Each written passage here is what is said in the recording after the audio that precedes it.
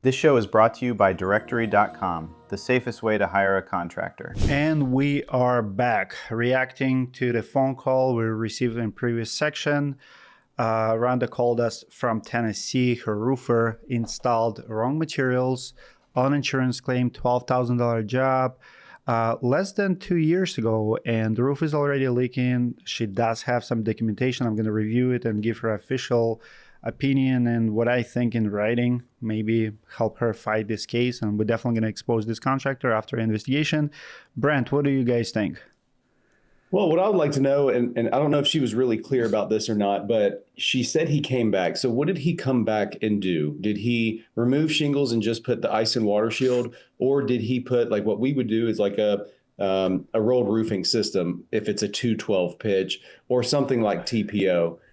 She also said that, I think she mentioned that it was holding water at the edge. So how many layers were originally on this roof? Is the fascia a little bit too high? So now when they put the drip edge, it can create a dip on the eaves where the gutters are. Those are things I would like to know, or those are things I would look at if I was ever at her house. I think this is the conversation for me about permitting and governing, because I know all of our Texas roofers hate this talk. Nobody wants to be regulated, but I feel like if we would have proper inspection, like homeowners should not be going on the roofs arguing with the contractors about pitch and materials. There's a code. There's a city inspector who looks at things like that. Jason, in Florida, I mean, they have multiple inspections per roof. So it would never happen in Florida, right, Jason? But here in Tennessee, where permits are not a must, homeowners are literally struggling, arguing with the contractors about pitch of the roof. How dumb is that? Yeah, in Florida, you'd have to pull a permit. You'd have to specify what the roof pitch is. And then honestly, if the homeowner's not happy, the city's gonna come out and investigate it, and they're gonna stop your event. You can't pull permits until they fix it. So there's a lot of pressure on the homeowner. So that's where licensing and permitting really makes sense. It does protect the homeowner and the roofer together. So that's the first thing there. There's a line of defense that's just not there for this homeowner. But for me, I agree with Brent. I would be doing rolled roofing on anything 212. And then if you look at GAF, they want to see enhanced underlayment if you do put shingles on anything under a 312 pitch. So homeowner's not wrong that she thinks there's more that they could have done because of the low slope. And honestly, like a rolled roofing would have been the best system. Typically, homeowners don't like the look of it. And so that's what we have to deal with when it comes with homeowners. It might be a better system, but they don't like the look. But in her case, she wants it to perform, and that's great from a homeowner. Got it. I'm going to try to find this contractor and maybe bring him to the show next week. So see what he was thinking, because it looks like he's defending himself, and maybe there's two sides to the story. We'll see. It's too early for me for the final conclusion here. I'll share my findings next week. Let's go to the next story. Adam, lead us with the next story today. Yeah, we got a story from the bearded 54. I'm not a contractor, but I own my small town lawn maintenance company, and I had a new client call me around the beginning of August. He wanted a yard cleanup and wanted a price sight unseen over the phone. I explained that my rates are based on the true scope of the work and not the size of the yard. He agreed, but stated he had a budget, which is fine. I'll work with people. I go out, this guy's on a quarter of an acre and the grass is waist high and I'm 6'2". He has a pile of bricks in the middle of his yard, concrete from a driveway job on the side of his house, and a shed that has fallen over. I explained I normally just get grass under control and he would need to clear the bricks and concrete and shed himself or a different vendor. I quoted him $750 to clean up the yard with the stipulations, had my lawyer buddy write up a good contract detailing the scope of work with pictures, and the guy signs it. 2 days later, I end up with 25 to 30 trash bags of clippings, spent about 6 hours with help just cleaning up this mess. The guy's happy, cuts me a check, and I leave. 3 days after that, the check bounces. I call the guy and explain the issue, and, surprise, he doesn't know what happened. The bank told me he voided the check. I told him he needed to pay me in cash now. He proceeds to negotiate the cost after the fact, and I held firm. He then said, well, if you clear the bricks and concrete, I'll pay. I refused, so he decided to pay me my cash and again asked me to clear the rest. I quoted $2,200 to clear the bricks and concrete, had another contract written specifying cash only, notating the bounced check from previous work. Go back with the dump trailer and 4 guys. We knocked the job out in 3 hours. Afterwards, the guy tries to pay me $500. I explain our contract was for $2,200, and he tells me take the $500 and never come back.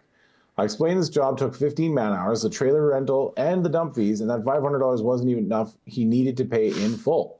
The cops come. It's a quote unquote civil matter, even though the theft over 1,000 is a felony. But I left and decided to handle this civilly. I placed a lien on his property since he was stating he was clearing it up to sell, so I didn't want to get screwed. I went to court, ended up winning for the $2,200, and my lawyer buddy got his fees covered by the guy, which cost about $1,000. It was a headache. I did have to lift the lien as part of the decision, which I had no issue with. Now the guy's trying to say that I caused damage to his property because the quote-unquote grass isn't growing where the bricks and concrete were. And that's the story. What a story. Guys, what do you think? Jason, haven't heard you yet. This is a way that us contractors should vet homeowners sometimes. The uneasy feeling would have probably had me move on to contractors or to homeowners that I could probably sue and help more. I would have probably stayed away from this homeowner from the beginning. Agreed. The crazy part about canceling the check. So if you don't want to pay, don't pay, argue. But that's like the shittiest move. Like that's like the worst thing you can do. Write a check and then cancel it after the fact. Jason, have it ever happened to you? I've had them cancel as far as like the funding from where they were getting a loan before, after the job was done. So I've been through that. And again, we put a lien on the house and was able to solve it. So yes, I have in that way. Sometimes checks bounce and homeowner just with apology writes a new one. But it seems to me he wrote a bad check on purpose to negotiate later. That's you want to hear a crazy story? When I had my flooring business some 15 years ago, I had some extra very, very thick carpet and it was upsell for me. So this contractor flipping home, of course, asked me for a better deal in the carpet, blah, blah, blah. So I said, I can upgrade it to you, but it'll be extra $300. So we upgraded the carpet, I installed it, and I signed a change order. On a change order, the guy in his signature wrote, "Do not agree." I've never seen anything like that. He like scribbled it like a signature, but it was "do not agree." Send him invoice, and the guy called me. He's like, "I've never agreed to it." I'm like, "Yes, you did. You signed it." He's like, "Look what I signed." And sure enough, it was "do not agree" with the extra cost. I was blown away. I mean, homeowners sometimes do the craziest things. And to me, this is one of them. This is on that list of craziest thing that homeowner can do. Because think about this, who can be protected from this? You as a homeowner can hire anyone, give them a bad check, bounce it, and negotiate after the fact. What I like about this guy, that he was not lazy to file a lien on the property and finally, got it. Because it's a hustle. A lot of contractors don't like the paperwork. You have to go to the courthouse. You have to, spend $100. It's not complicated, but it's a paperwork, and people will do anything not to do the paperwork.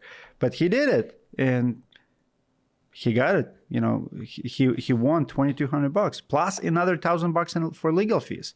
How awesome is that? So contractors, do not be lazy. If your homeowner is absolutely doing something shady and you can prove it, like it's black and white in this case. I mean, any judge would look at this and like, why did you write a bad check, right?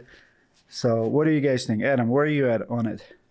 I think he did everything right except for, picking his customer, like that he just, you show up and that's probably not an ideal job, but I don't know the lawn care business. What I would say is that he did the right thing in that every business in the home services space should always just have a completely unemotional accounts receivable process where it's just like, on this day we send a notice, on this day we send it to the credit app, on this day we begin our lien filing notice, then this day we file the lien.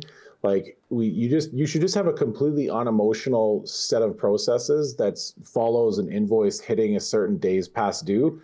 And you don't even think about it. You just put in your contract, this is our process. And then you have, someone in your business or automations in your system that just begin the process, and you don't stray from it for the sake of like sob stories and stuff like that, because this is a contract. It's just like, it's in the name, contractor. Your job is to perform work for a price, and you keep the emotion out of it. Absolutely. You know what's crazy to me about this story and the whole like lawn care and fences and all exterior trees? So I've been in flooring business, remodeling business, a roofing business. And for me, I always teach my guys, I always ran my business that cleanup is the part of the job. I did my fence like 5 years ago, and in their contract, they said that, hey, we're going to dig holes, for the poles. We're going to leave this joint and everything on the property. They don't do that. It was like $6,000 job. I'm like, really? Imagine if roofers give proposals like, hey, we're going to leave a big pile of shingles and you're responsible for it. And in here, he's like, yep, I'm going to leave it there. And that was the part of negotiation later. Like, even if you agree that you're not going to do it, no homeowner wants pile of any kind of trash on his property, because nobody wants to be moving dirt. Brent, any final thoughts? No, I just think after the first bad interaction, that's when I would have walked away. I mean, you give people the benefit of the doubt, but then after that, I'm real quick to say, hey, man, you might want to find someone else for that other job. Yeah. Absolutely.